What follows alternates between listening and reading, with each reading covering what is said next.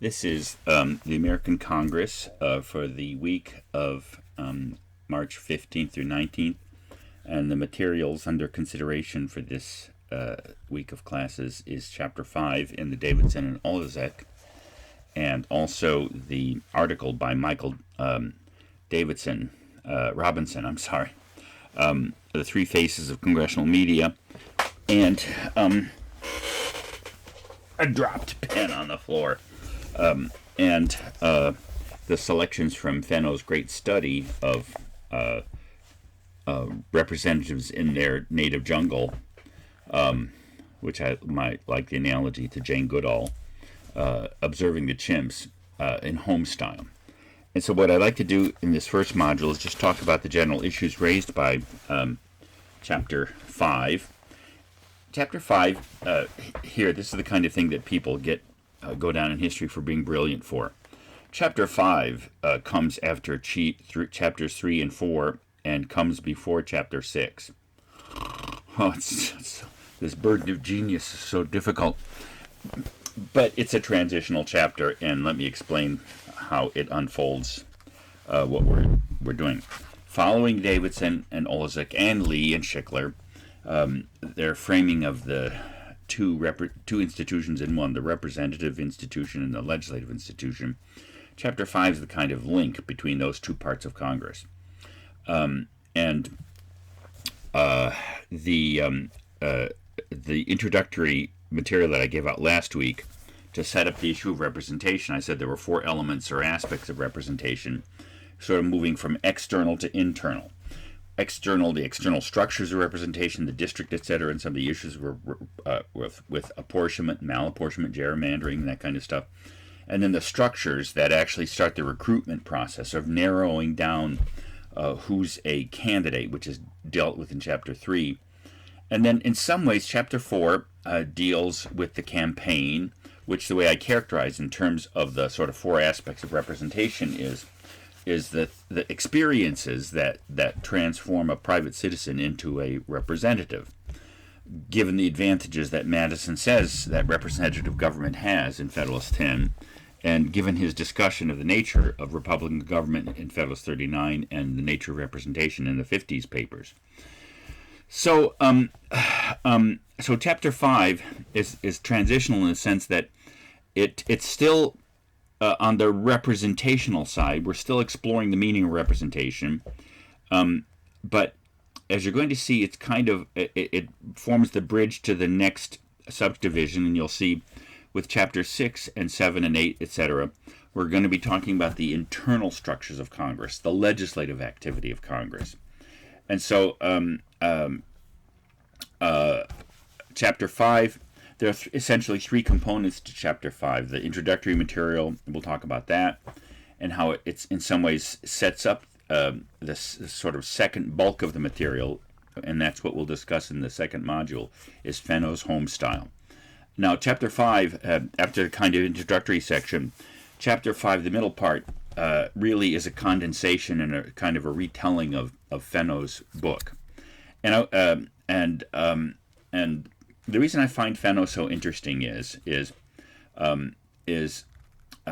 again, political scientists have been trying to study our institutions since they began, and as I mentioned in the last set of discussions for last week, they've tried to develop all kinds of empirical studies of how members of Congress behave, etc., and especially in the more empirical or statistical dimensions of congressional behavior, such as public polling and public opinion surveys and elections, for that matter. Although I have to say the public polling industry didn't come off particularly well in the 2020 elections. And then, of course, the roll call votes and those kinds of things that suggest mass behavior, and therefore behavior on the part of members of Congress that's amenable to statistical analysis.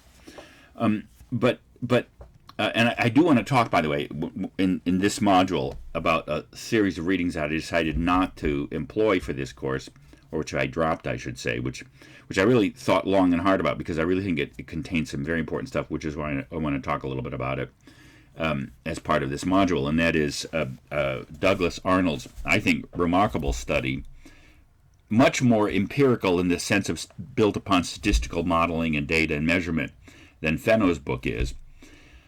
The logic of congressional action. And because what Arnold tries to do is to study, I'll explain that when I come back to that at the end of this module. But Fenno. So Fenno's an institutionalist political scientist, but also an empiricist. He believes that generalizations made from political science have to be rooted in something like data or something. But of course, his is more like the observational sociologist who observes the way, like the old sort of classic sociologist sociology that I'm not even sure exists in many institutions anymore. The sort of classic sociology rooted in empirical methods and direct observation that kind of goes back to the 19th and 20th century with Emil Durkheim, Max Weber, etc. And the idea sociology would study the social animal by observing them in their native habit and actually observing how they behave. Well, that's what Fenno did. We'll talk a little bit about in the second module when we explore the main points I want you to take away. And by the way, this is represented essentially in the selections that I asked you to read from his book, but also Chapter 5, the middle part of Chapter 5. Fenno's study was so influential on the study of Congress and the larger discipline of political science that it was incorporated into it. And Davidson and Olszak, who are two standard strong political scientists who wrote this serviceable textbook that we use, really essentially in the middle part reproduce Fenno's. So you can see the selections that I asked you to read are kind of an amplification of that. And then the last part of Chapter 5 deals with another aspect of the representational environment.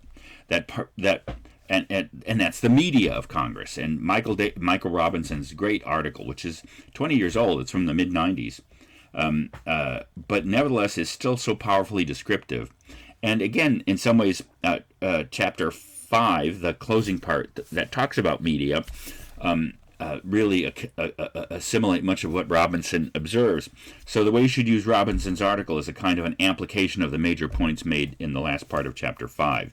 And we'll talk about that, because it turns out not only is that are the media an important, they affect two things you're going to see. They affect the way that representatives see their districts and the way that representatives present themselves to their districts and senators, but also the way that the public sees the institution and its members.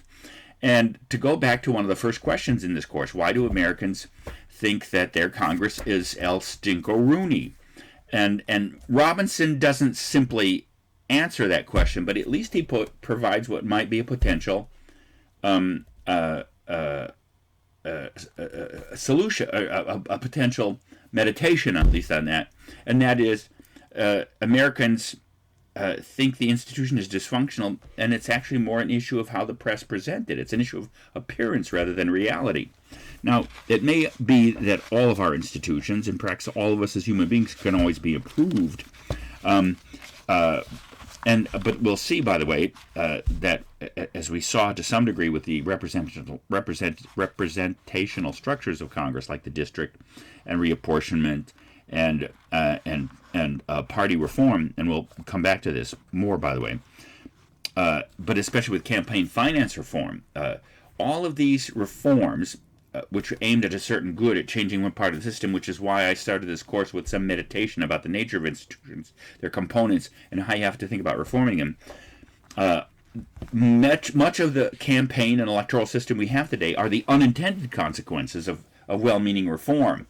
And in terms of making Congress operate better, as we'll see as we move towards the end of the course, we'll raise the question of whether or not Congress has been over-reformed. Some political scientists make that argument, and that the institution today, well, again, to go back to the question posed by Robinson's article on the media, and as you'll see by some of the books that I've incorporated towards the end of the course, especially Thomas Mann and Norm Ornstein's two very critical books on Congress, The Broken Branch and It's Even Worse Than It Looks. Now, again, one possible thesis to the dysfunctionality of Congress, or the perceived dysfunctionality of Congress. Here are the two possibilities, and you'll see that's why we're ending this this week, or the third module with Robinson's article, and the question of media is one thesis is it looks worse than it is, or it's not as bad as it looks. And the reason it looks so bad is because that's an image created by the media. And unlike the presidency, the Supreme Court, by the way, doesn't seem to be particularly interested in how it is presented in the media, although Chief Justice Roberts is clearly attentive to the public support for the court, and probably has made certain decisions and encouraged the court to take certain cases because of his apprehension about how the court may be perceived or reacted to in the political and the public sphere. But the presidency, of course, is a highly media-oriented institution, and where you have adept individuals like Obama or Kennedy, Reagan to some degree, and Trump, who are remarkably adept, who actually have an instinct about the media. You can tell that much of the presidency really does operate by how masterful the individual in the White House is of the media. Well, as you'll see when we talk about Congress doesn't have that ability. Now, that's not to say that some of the leadership of Congress, like Pelosi or Schumer or McConnell, aren't master media manipulators or users of the media. But the institution itself can't quite control it, and that's one of the things you'll see that why that is and how that is. Robinson points that out. But again, so you have two broad possibilities. Congress works better than the American people think, and the American people perceive Congress to be worse than it is. And you'll see in the Robinson, by the way, that that's connected with a very interesting thing. Americans hate Congress, but they tend to love their members of Congress. And Robinson thinks there might be a partial explanation of that in the kind of media and the way that different media treat Congress.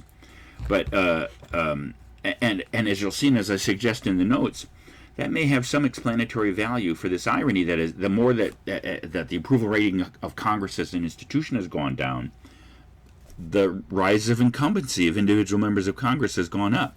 So again, this is a real irony. Americans hate the institution, but they seem to love their representatives and their senators. Certainly with their representatives more than their senators. But just because the rate incumbency tends to be higher in the House, and we'll explore some reasons for that. But again, the other great thesis is that Congress really is dysfunctional. If it is dysfunctional, it might be because of very broad reasons that have to do with the constitutional system. Maybe the constitutional system, as some people going back to Woodrow Wilson have argued at the turn of the century, that the framers' Constitution, especially the Madisonian legislature, as I discussed it in the founding, just doesn't work well in the 21st century. There is that broad thesis that if Congress isn't doing well, and again, there might be all kinds of measures as to how well Congress is or isn't doing, more than just whether you agree with the current policy of who's leading the Congress or who's in the White House. Like, for instance, I personally, as a political scientist, as an American, consider the accumulating debt of the nation to be an example of misgovernance, of inability to govern. And as we'll see, there are critiques that link that to dysfunctionality in Congress.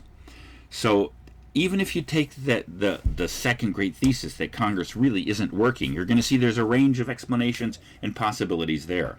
All the way from the problem is the constitutional system, the separation of powers, checks and balances, the design and construction of Congress, or all the way to peripheral aspects of Congress's operations, such as the electoral environment, changed by reform, even well-meaning reform. But as you'll see when we turn to the internal legislative activity of Congress after the midterm, the second of the two Congresses, the legislative and internal workings of Congress, we'll see that aspect of Congress has been significantly reformed and changed, and we are talking about even more reforms of change. And of course, the issue of the filibuster has come up rather remarkably.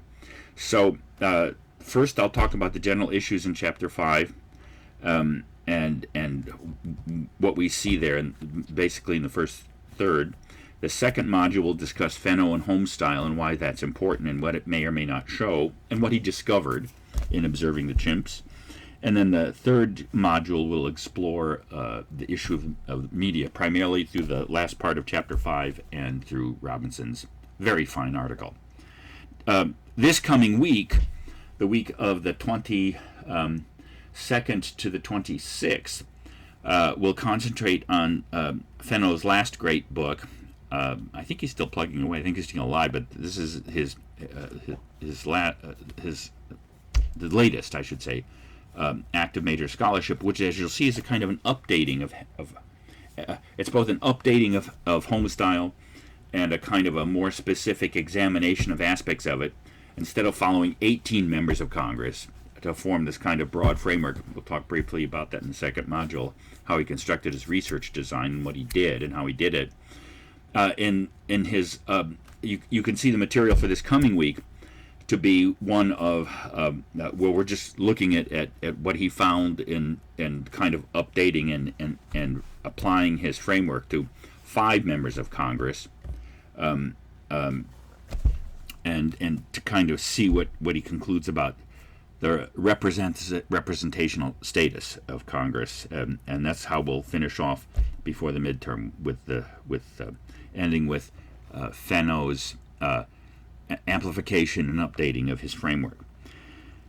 And you'll see, by the way, I mean, I'm a partisan, and I have opinions about American government, and I have opinions about people who hold office and different programs and policies.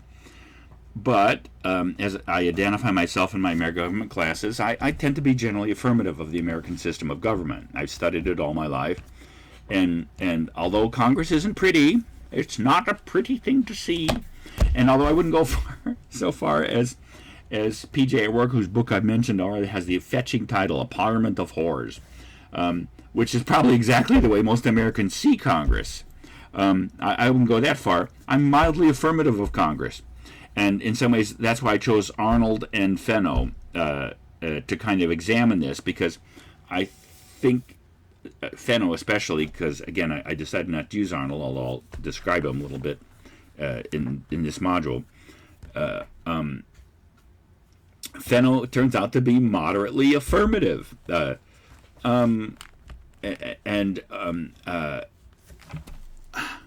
As we'll see when he suggests his concluding reflections in home style. And I think this is actually Davidson and Olsek, and it's probably Pulvardi too. Even if you think Congress is dysfunctional, or to put it in terms of how I posed it to you in our first Zoom session, how many of you think Congress is representative of the American people? Most of you said not. In fact, I can't remember any of you responding positively. And what I hope this material does is help you to be more reflective about that question and how to answer it. And that's why we'll begin this module with the question of virtual representation or actual that is to say, the mirror image, which most of you, when you responded that you didn't think Congress was representative of the American people, or that wasn't representative of you, is that because it didn't look like you. And as you'll see, by the way, here's how to sum up the first part of Chapter 5, more or less briefly. Congress, certainly at the beginning, didn't look like a mirror image of the American people. Today it looks more, but still doesn't look that much like the American people in terms of all the kinds of measures of demography, and we'll kind of go over the highlights of that. And then, but again, Fenno seems to say on the question is Congress representative of the American people? How does it perform that function? And I think Fenno's answer is probably it couldn't be and won't get better than it is. Now, that doesn't sound like a ringing endorsement either, but more than you think, perhaps. But we'll see. We'll see what you think in the second module when we consider Fenno's book and approach and what he discovered about members of Congress in their native habitat, or at least their representational habitat. All right, so turning to the first part of Chapter 5, take a look at that at the first pages, because what do you learn when you look at the composition of Congress today? From the standpoint and actually, let me just say that they actually have a good question, which is always good. No, they do start out with that. I was going to say, I didn't put this in the notes, but I meant to mention it. The question of the Burkean question of whether you should do what your constituents want or whether you should do what's right. Actually, let me just talk about that since I didn't incorporate it in the notes. But it's But that is an interesting question to reflect on, and I have to say, and you'll see that Fenno, especially when we come to the 5 people that he studies more closely in his updated book this coming week, should a representative vote according to the way that his constituents think, or should he use his own judgment? And actually, it turns out that most representatives kind of hover between those two poles. In fact, that might be the best way to describe the question. We saw that in the Madisonian legislature, Madison thought the main thing that would make a member of Congress, member of the House, want to represent his or her district was the desire for re-election, or re-election and the desire for re-election, for reward through re-election. And what Fenno discovers, and what all political science know, is it turns out those animals really do want that. That is their primary motivation once they're in office. Now, of course, they may want to serve their country, and they may want to do what's right, and etc. But their primary motivation and their incentive is to be reelected, and that much of the structures of representation revolve around that desire for reelection. Nevertheless, there are members of Congress who are willing to vote against the preferences, measured preferences, typically through public opinion polling, of their constituents. And you say, well, but wait a minute, these people elected you. How can you do that? Because there are these two models of what the judgment of the representative should turn on. Should you simply mirror your constituents' preferences, or should you vote your conscience? And again, as I said, perhaps the best way, the image to think about that is as a polls. And most legislators on certain issues probably vibrate closer to one pole than to another, and probably you don't find pure examples of either one. I guess you could say this: if you found a pure example of a legislator or representative willing to vote his or her own conscience as opposed to the preferences of his or her constituents, then what you're talking about is somebody who's going to get voted out of office. And Fenno will consider that in the study of the challenge of congressional representation. So, composition. It's a diverse body, but not a mirror image of the American people. And if you look, you'll see that from all kinds of measures, from education. It's overrepresented of college degrees. That shouldn't surprise you. Probably you might want that, although after having been a professor for 40 years, I'm not sure. Race. Interestingly enough, when it comes to the African Americans, it's roughly at about the percentage. But generally speaking, it's a white body whose majority composition tends to reflect the racial composition. Gender, 52% of the American population are women. And clearly that's not where Congress is. Should Congress move in that direction? It's moving in that direction anyway, and that you could say that's a kind of a postponed effect, not so much of the 19th Amendment, because actually once women got the vote, they voted as much or regularly or even more than men, generally speaking, in terms of voting behavior. But in terms of occupying office, women are clearly underrepresented if your measure is the mirror image of the composition. Sexual orientation, religion. Of course, there are too many Jews anywhere. Just kidding. You can talk about age and tenure. Congress is definitely an older body. Now there are some. So again, their judge on Davidson, Olezik, Lee, and Schickler's judge on this question is what they call collective representation, and that's what I was calling virtual representation. They probably value it more than I or Madison do, but you can look on page 114 where they talk about this. And so to some degree, their argument is it's better for Congress's composition to approach the composition of the American people because that tends to generate confidence in the institution by virtue of parts of the American demography see themselves reflected in the composition of Congress. Although if that's the case, here's an ironic question. Congress clearly is more diverse and more reflective of the American people than ever before, but yet at the same time, confidence in the institution has tumbled and crashed more or less, as for reasons we've seen, hovering anywhere between 7 and 13%.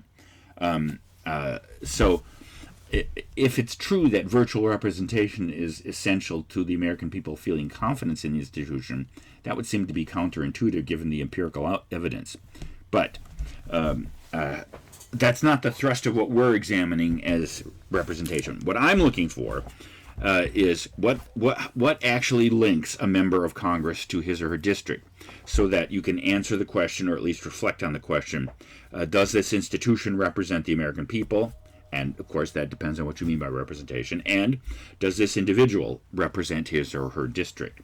That's what as we'll move into this, especially with Fenno, I think that's what we get. And as you'll see, if you look at my 4 aspects of representation that I talked about at the beginning of last week, from the external aspects to mechanisms to procedures to states of mind and behavior, we're kind of moving from the outside to the inside of the representative. And that's kind of where Fenno is the major link between the external structures of representation, as you'll see, and what representatives think and do, and how they behave on the basis of what they think and do. I thought that Chapter 5 is nice, especially starting with chapter or page 118 and following. How do legislators spend their time? And they're busy people. The 27th Amendment, which was proposed, interestingly enough, if you took me for American government, you know that the last amendment ratified was one of the first proposed. The first Congress sent out to the states for ratification actually 12 amendments, and only 10 were ratified from 1789, and then they were ratified in 1791, which, of course, those first 10 ratified amendments we call the Bill of Rights. But it turns out that only with I think the 18th Amendment, and there was a spate of amendments after that contained the clause, this won't become operative until after if that isn't passed within 7 years. Well, that proviso wasn't attached to amendments really up until the 20th century. And as a result, one of the first proposed 12 amendments floated around out there until 1992, and some enterprising college student went around from state legislature to legislature until it passed the 3/4 threshold. And that amendment was Congress, when Congress decides to raise its pay, it has to wait a year before the pay raise goes into effect with an intervening election. Not a year, but there has to be an intervening election. On the suspicion that the self-interest, because remember when we talked about the founding and the 3 political passions that the founders, Hamilton in Federalist 71 and 72, thought that would move politicians to enter politics, that avarice was one of them. And many people are suspicious of members of Congress, because, by the way, actually, members of the House now make, I think it's $170,000, something like that. They actually get paid more than the Senate, although the Senate tends to have more income because senators make more income from speaking engagements and other kinds of sources of income. So even though, because the senators used to have formally a higher salary. And probably most people think that members of Congress are overpaid.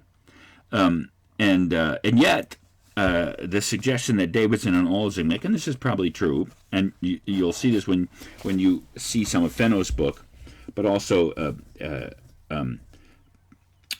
here's this nice quote by Fred Grandy. It's on page 119. Quote, Congress is a good job for somebody with no family, no life of their own, no desire to do anything but get up, go to work, and live and die by their own press releases, quipped former Representative Fred Grandy, an Iowa Republican who left Congress in 1995. It's a great job for deviant human beings. And so these people really do work hard. It's not a cushy job. That's not to say there aren't deadbeats and duds, but members of Congress probably do earn their salary. Remember, most of them now, the main change in the nature of Congress, at least its representational base, is, as I've already suggested in the notes and talked about in the email that I sent out, is the rise of the transformation of serving in Congress as a career. That's probably the greatest single change in the nature of a member of Congress. And as you'll see, that poses really critical questions about how representation takes place and what it is.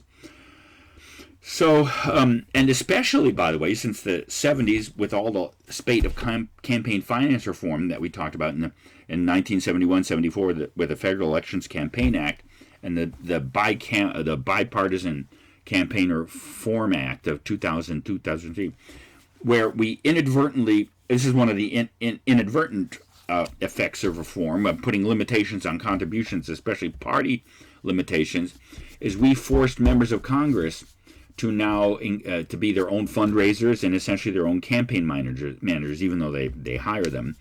Those were all functions that prior to the 1970s, the parties played more of an active role in, which then in some ways led to more party control of members of Congress, which is never great. And one of the ironies as we move forward into studying the Congress as it's evolved today is it is more partisan. Obviously, just look at the way the House and Senate have behaved since the 2020 election. But having said that,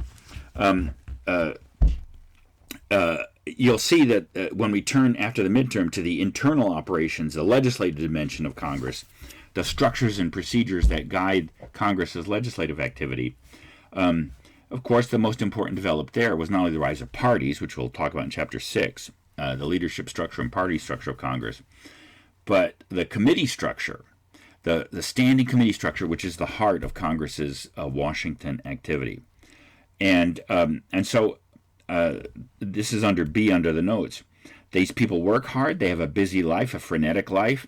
And you could say, why would anyone want this? Because people, as Hamilton reminded you, love power and they love attention. And some people do love having the ability to work on the common good as they see it and want to do well by the American people. But again, it's a difficult life, and so I'm not saying that they do or don't deserve the money they get, but they do work hard. So that's one thing you should take away from this course. They have a busy life, and we've made it busier by creating an internal Congress, which now focuses mostly on committee work. And by the way, also leads to the notion, which tends to surprise most people when they come to study Congress, and it isn't just like the massively, and here's that it is that most members of Congress are generally don't read the legislation they vote on. Now that tends to be a shocker for people. You'll understand more of that when we talk about the committee system, the way legislation works, is drafted and crafted. And it isn't just because, like Obamacare in 2009 and 2010, where the bill was like 2,000 some pages long and was adopted in like 1 month or something like that, or like the COVID relief bill that was just passed by Congress, which was, again, about the same length, a page, about 1,000 to 2,000 pages long. It's not just that legislation, those massive omnibus bills, where most members of Congress don't read them. It's most legislation. Now, is that good or bad? We'll see. So, but again, they do work hard as legislators, and again, the unintended consequence of much of the reform of our electoral environment is they're campaigning all the time. In fact, that's when we talk about Fenno's framework and Homestyle and the 4 constituencies. More about that in the second module. And again, that's kind of discussed and replicated in the middle of Chapter 5 of the Davidson analysis. There are big differences between the House and the Senate, and they have to do with interesting things that the framers controlled in terms of the design of the institution. The length of term of a member of the House is 2 years, and the length of a term of a member of a Senate is 6 years. And here's what that means in operational terms. Members of the House are running for election and then re-election all the time. They are always campaigning, and that. So one of the reasons their life is so busy is because the nature of their legislative activity that we'll examine, but also because we have, in essence, forced them to do this all the time. And with the rise of media and everything like that, it's gotten even more difficult. So the main point of B is this is a busy way of life. It's a hard-working way of life, and they probably do earn their salaries. Now, as I said in the email and in these notes, what Chapter 5 chronicles is the pivotal chapter between the representative structures of the district and the campaign and the party system and the nominating system on the one hand, and Chapter 6 following the internal operation of Congress is the most important point that comes out of this chapter is that Congress is serving in Congress is now a career. And that means two things, by the way. It's full-time. That is to say, they're there. Once you're elected to Congress, you essentially move to Washington because it's a full-time job. And in Chapter 2, which talks about the historical development, the reason for that is because of the expanded role and operation of the federal government. As the agenda of the federal government expanded because of the Civil War, because of the rise of the national economy, because of World War I and World War II, and the rise of the U.S. as a superpower, but also because of the rise of the welfare economic regulatory state and the progressive era and the New Deal. The business of the federal government has expanded, and therefore the workload of Congress expanded. And so in some ways, the first dimension of that is it's full-time. The second dimension of it is that it's meant to be a lifelong career given re-election and incumbency. More about that later. And so that increases legislative efficiency. You could say people get better at being a member of Congress. That was always anticipated. But the question is, as you'll see, does it decrease representativeness? Because you could say the framers imagined that what would link this body, the House of Representatives, to the people who elect them and to their constituencies is the fact that it was a part-time institution staffed by amateurs. And by the way, look at the professional breakdown of Congress, too. Lawyers, although not necessarily practicing lawyers, used to be the most represented profession, but now there are career politicians who are actually more the source of the professional source of Congress, as opposed to the smattering of doctors and chiropractors and college professors. So so the framers probably imagined that what would foster that representative link between the members of Congress, which would provide the proper basis for doing their legislative function of passing general principles that express the common good of the United States, is that they would only be there part of the year, and that they would essentially come to live in the districts they represent, in the states they represent, live under the laws they pass. And so that experience of living among your constituencies, probably the framers thought would be the main link. Well, that doesn't exist anymore. At least as you'll see when you turn to Fenno's book and in his appendix when he talks about his methodology for choosing the 18 members of Congress that he did. What he found, of course, is that members of Congress who live in respectively closer to Washington spend more time in their district, as opposed to people in Montana and Hawaii and Alaska who have to fly back and half a continent away. So, but again, now that members of Congress essentially are only in their district for short recesses from time to time around Christmas, Easter, during the summer, and for campaigning purposes, they now essentially become permanent denizens of Washington. And when you add to that the tendency of members of the House to be reelected, it really is a career. So I think the big question then that this poses is, I guess I conceive of this in two ways, and you'll see this is why I think Fenno addresses this issue. How do members of Congress, now that they are full-time legislators or full-time both residents of Washington, but now only come back to their district to campaign, how do they form a representational link with their constituents? And then the second question is are they representative? Has that change in the nature of the congressional serving in Congress, in the development of a profession or a career, has that attenuated the link between members of Congress and their constituents? And especially when we think about incumbency, This is a question, remember, that hovers over the material in chapters 3 and 4. Incumbency is one of the major assets. It becomes a major asset that once you're in Congress, again, you can almost say it's a fairly reliable generation that unless you run over a puppy or something like that, or get caught doing something you shouldn't be doing, once you are elected to Congress, you will be reelected, which suggests, and again, Chapter 4 shows that incumbency is a real asset, not only in terms of name recognition, which may be one of the most decisive aspects with voters, but also in terms of campaign contributions.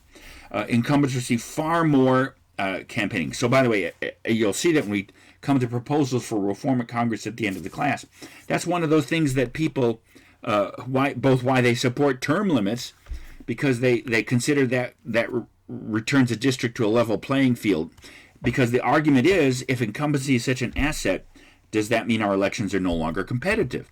And if elections aren't competitive, then they don't seem to provide that incentive, that immediate dependence that Madison is talking about it in Federalist 52. And that's a good question. And you'll see, by the way, that's why I think Fenno's book somewhat addresses that.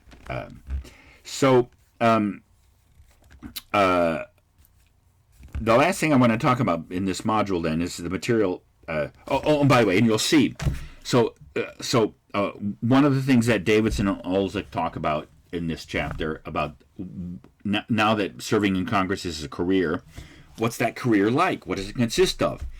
And relying upon Fenno, as you'll see in his book, it turns out that the longer you serve in Congress and you develop a congressional profession and a career, that the way that you develop a professional identity, as you're going to see, this is Fenno's main insight, becomes your link to the district, and we'll explore how that happens.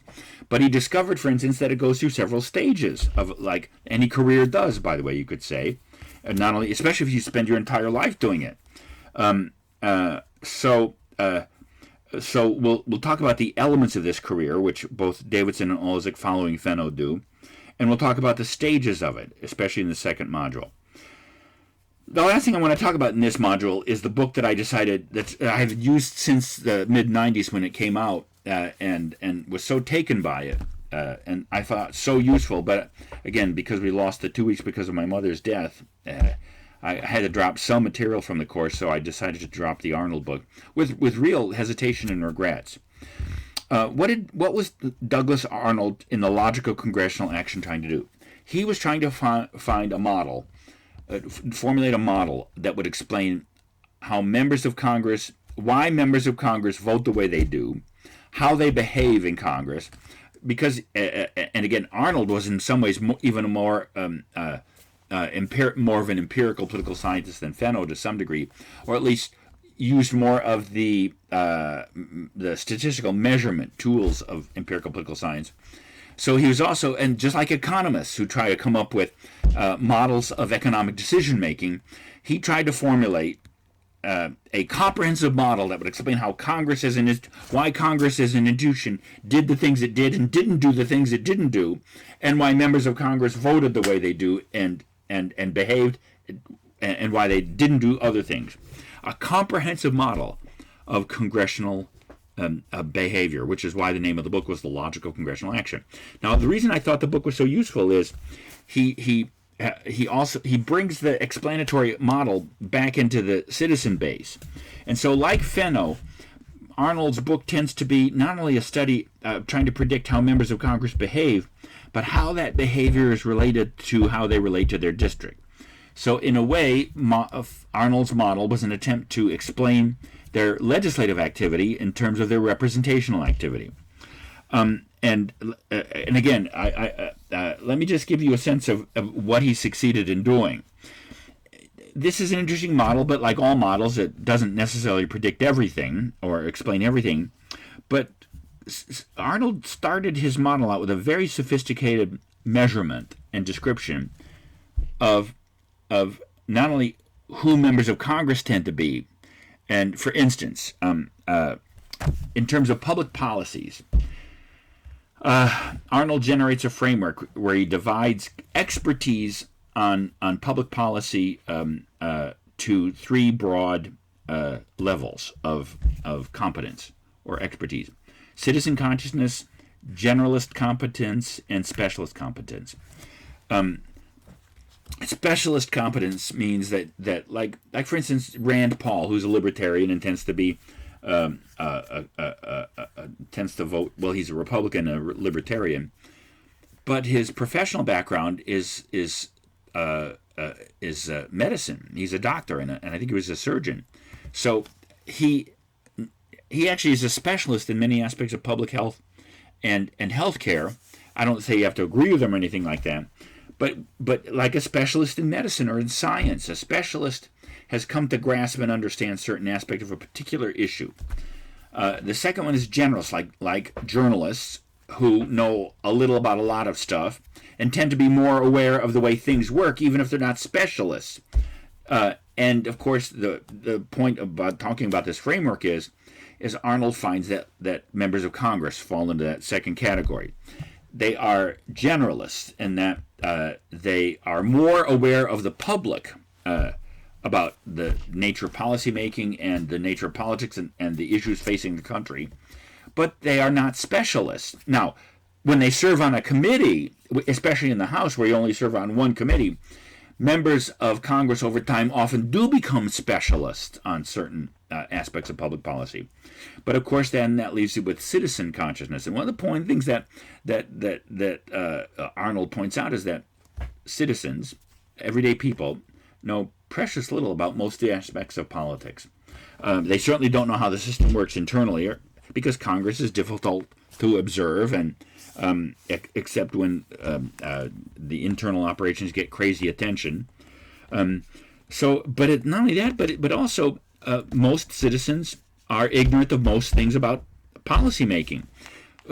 As you might suspect, running a major mass country, a huge country in the modern world, is a complex thing, and everyday people know precious little about it. And indeed, one of the measurements of citizen consciousness over the last 50 years is that they know less and less about it because fewer people are reading newspapers. And there was a gradual tendency to what we have today, where a kind of move away from magazines and newspapers to radio and then to television, which then became the primary source of people's grasp of public affairs, especially by the 60s, 70s, and 80s. But then this new phenomenon, the internet, and everyone thought, okay, everyone's going to be a genius and become informed now about public policy. It didn't happen that way. In fact, with the development of social media, it's actually led to an even greater amount of ignorance about specific issues and a greater susceptibility to manipulation and polarization. More about that later. But the point is Arnold shows that citizens have a relatively little grasp of the things the nation needs as policymaking. They may have strong opinions, and farmers have a certain opinion about farm supports and et cetera. There may be citizens who know a specific thing about certain issues, like tobacco farmers know tobacco laws and legislation and et cetera. But the point is, they have, and so what Arnold does is try to construct a model that suggests how citizen preferences get shaped and how they actually inform how members of Congress relate to their districts and how they behave as legislators. I'll try to summarize and just say that what he found was that there are different kinds of publics out there. Most publics are inattentive on most issues. On the other hand, say take COVID relief, the general public was highly attentive on that issue because it meant a fair portion of the public would be receiving reimbursement checks or relief checks. So in some ways there was a specific issue that more of the public paid attention to, but that is generally not the case. Now, again, it depends upon the issue, like immigration, the border has suddenly become a high-profile issue. So people, even from social media, from the media and television, they will be paying more attention to that, and they may form opinion about it. And then one of the things Arnold does is suggest how people actually make decisions about public policy. And he has a kind of interesting way of ranking what people know and don't know. And here's what he basically finds, that members of Congress do pay attention to their constituents. They pay most attention to their constituents when there is the possibility of a focused and dedicated negative public in response to a vote they may cast or a position they take.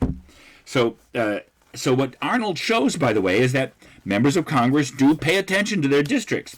They tend to pay attention to their districts through the lens of what might get them unelected. And what might get them unelected is if they make a decision in Congress that affects a large portion of their constituents, but especially a focused portion who will react negatively to a position they've taken or a vote. Now, you may not think that that's highly salient or terribly rich model of representation, but what Arnold shows is that members of Congress really do pay attention to that. They do, in fact, try to vote in such a way that will keep them in office. Now, that seems to vindicate the Madisonian description that we were talking about. So, but as I said, for reasons of time and focus, I decided not to use that book, although I think it's very useful for understanding this very complicated question. Instead, we'll primarily look at this issue through the lens of Fenno's observation and his framework, which we'll do in the second module.